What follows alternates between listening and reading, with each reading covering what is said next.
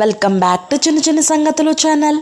Last వీడియోలో ధర్మరాజు తన రాజ్యానికి శ్రీకృష్ణుని రాయబారం పంపడం, అలాగే కర్ణుడు గొప్పతనం గురించి తెలుసుకున్నాం కదా. ఈరోజు ఈ వీడియోలో మనం కురుక్షేత్ర యుద్ధం కోసం పాండవులు కౌరవులు ఎలా సిద్ధమవుతున్నారు అనేది తెలుసుకుందాం. అలాగే శ్రీకృష్ణుడు పాండవుల పక్షం ఎలా చేరాడు మరియు బలరాముడు ఎవరి పక్షమో మనం ఈరోజు ఈ వీడియో తెలుసుకుందాం.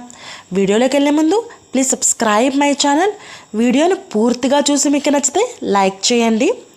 శ్రీకృష్ణుడు దుర్యోధను దుర్బుద్ధి అతడి సమాధానము చూసి యుద్ధం తథ్యమని చెప్పాడు. ఆ తర్వాత కృష్ణుడు పాండవుల వద్దకు వచ్చి అంతా వివరించి తాను వెళ్ళిపోయారు.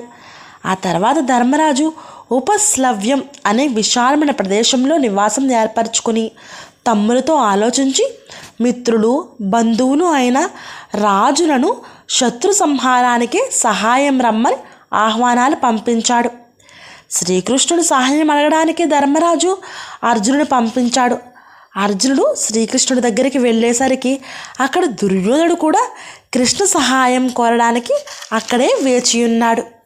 అప్పుడు శ్రీకృష్ణుడు ఇద్దరిని కూర్చోబెట్టి తాను ఆయుధం పట్టి యుద్ధం చేయలేనని, ఊరికే తనకు తోచిన సూచనలు మాత్రమే ఇస్తూ ఉంటానని, తనకు అన్నింట్లో సమతూగే 10,000 మంది నారాయణ అని పేరు గల గోపాల వీరులు ఒక ప్రక్క, తాను ఒక ప్రక్క 2 భాగాలుగా ఉంటామని, ఈ 2 భాగాలలో చిన్నవాడైన అర్జునుడు తనకు ఇష్టమైన భాగం ముందుగా కోరుకుంటాడని శ్రీకృష్ణ భగవంతుడు చెప్పాడు.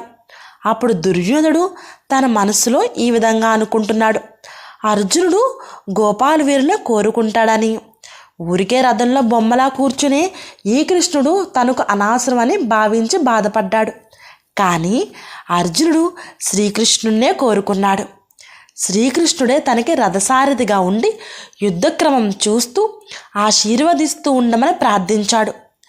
దుర్యోధనుడు 10,000 గోపాల వీరులు తీసుకున్నాడు.